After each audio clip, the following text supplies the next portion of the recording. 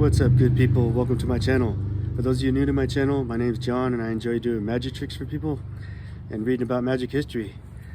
So before we jump into the magic history lesson, let me show you this cool card slate I learned. Watch closely, guys.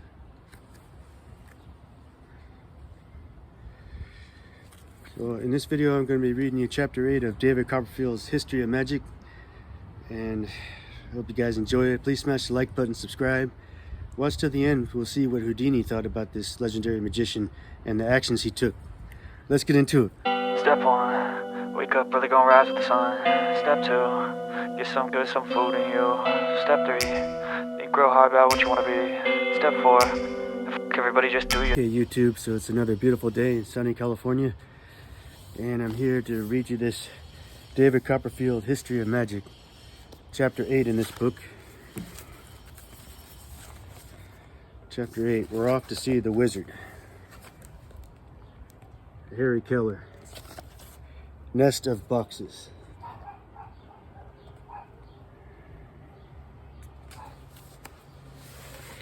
This set of wooden boxes belonged to one of America's most famous illusionists. Oh, before I jump into it, guys, I just want to say to my current subscribers, I appreciate each and every one of you guys. I hope you guys enjoy the video. Please smash the like button. He astounded audiences across the world and attracted huge crowds wherever he went. However, his biggest claim to fame comes from the most unexpected and unusual places. Also, remember guys, this video can double as an ASMR, as I've had some feedback in the comments say I have a relaxing voice. So, any of you guys out there having a hard time going to sleep, just listen to the sound of my voice, relax, and go to sleep. In January 1904, Theodore Roosevelt and his family arrived at Washington's Lafayette Theater to see the most famous magician of the day, legendary Harry Kellar. At one point during his presidential performance, Kellar borrowed 6 finger rings from members of the audience, including Roosevelt's daughter, Ethel. The master magician then attempted to place the rings into the barrel of a pistol, but discovered that they were too large to fit into the gun. Appearing somewhat frustrated, Kellar took out a hammer, seemed to smash up the rings, load the pieces into the pistol. They will drop it quite easily now, and fired the pistol at a wooden chest hanging at the side of the stage. The chest was then opened to reveal a slightly smaller box inside. This second box contained an even smaller third box, and so it went on, until Kellar was surrounded by a series of increasingly diminutive boxes. Finally, he opened the innermost box and removed 5 of the 6 borrowed finger rings. Unfortunately, Ethel's ring was missing, apparently causing the president's daughter to remark, "Papa, I didn't get my ring back. Tell that man I want my ring." Unperturbed, Kellar continued with his performance. He brought out an opaque bottle, invited everyone to call out their favorite drink, and then proceeded to pour the desired refreshments from his seemingly bottomless bottle. After several audience members had enjoyed a glass of wine, vodka, or gin, Kellar broke out the bottle to reveal a live guinea pig with a blue ribbon tied around its neck.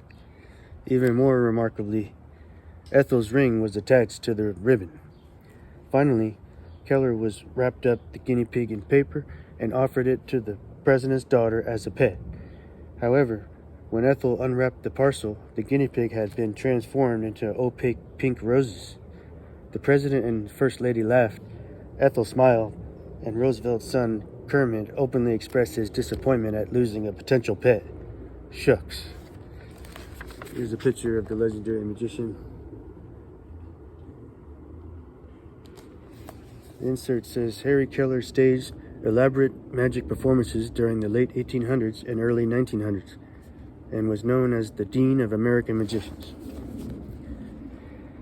Kellar was born in Pennsylvania in 1849 and became fascinated by magic as a young boy when he saw a performance by the exotically named Fakir of Ava, actual name Isaiah Harris Hughes.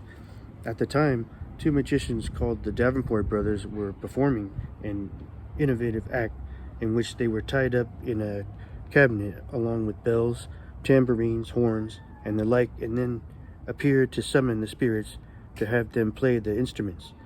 Kellar spent 4 years working as a stage manager for the brothers before stepping into the limelight himself. After touring around the world, learning the trade of the tricks, returned home and capitalized on the massive expansion of the American railroad system to tour increasingly elaborate magic shows across the country. By the time Kellar was performing for Roosevelt, the illusionist was at the peak of his career. Traveling from one major city to another, the Willy Wizard would make women levitate high into the air, have objects vanish in the blink of an eye, and even appear to cut off his own head and have it float around the stage.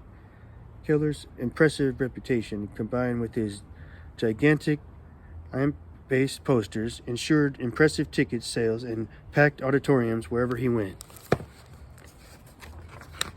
However, perhaps Kellar's biggest claim to fame comes from the most unexpected of places.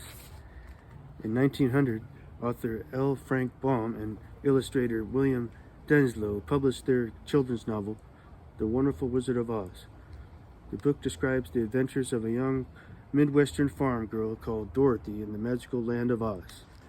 During Dorothy's journey, she joins forces with a scarecrow, a tin man, and a cowardly lion, and together the unlikely quartet make their way to the Emerald City to meet the Wizard of Oz.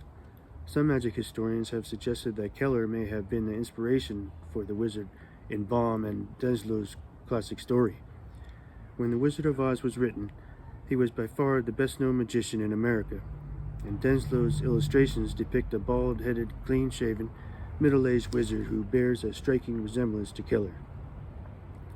The claim is contentious, with others arguing that The Wizard of Oz was actually a mix of P.T. Barnum and Thomas Edison.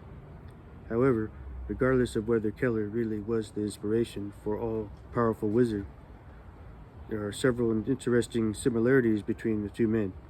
According to Baum, the wizard was originally a traveling magician and had arrived in Oz after a strange and scary journey in the hot air balloon. Similarly, Kellar spent much of his life performing around the world, and travels were frequently far from smooth. For instance, in 1875, Kellar completed a tour with South America and set sail for England.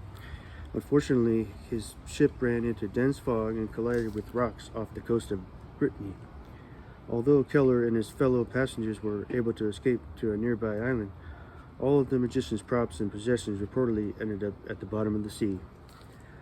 The similarity between Kellar and the Wizard of Oz doesn't end there.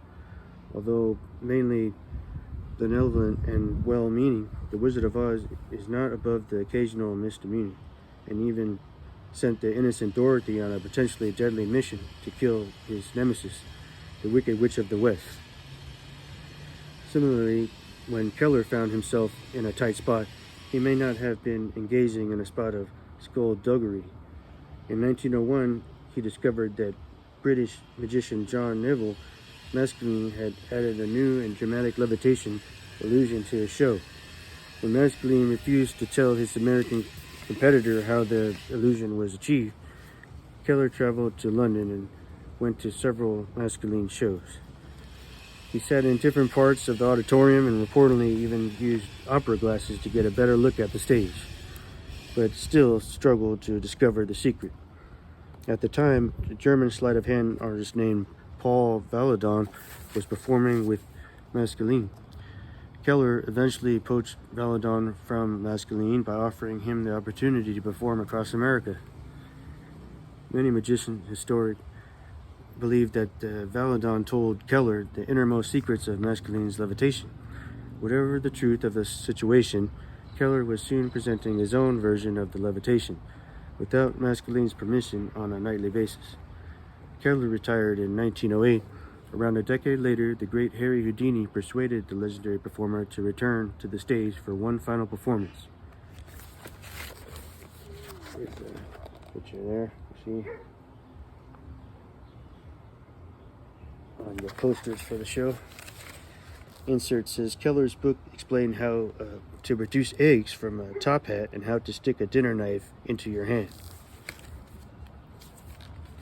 At the end of the sparkling show, Houdini asked Kellar to sit in a sedan chair.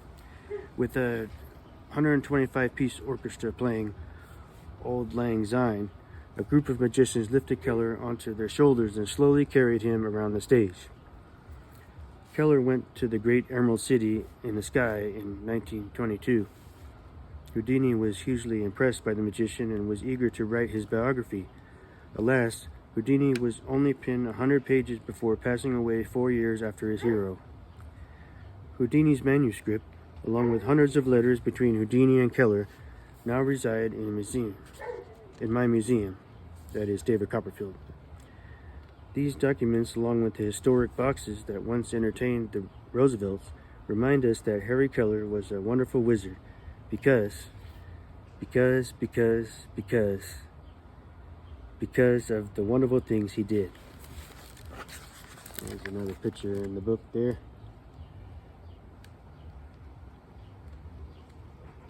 I hope you guys enjoyed this magic history lesson. Please check out David Copperfield's book, History of Magic. It's really excellent. And remember, hit the subscribe button, smash the like button, and I'll catch you in the next one. Peace out.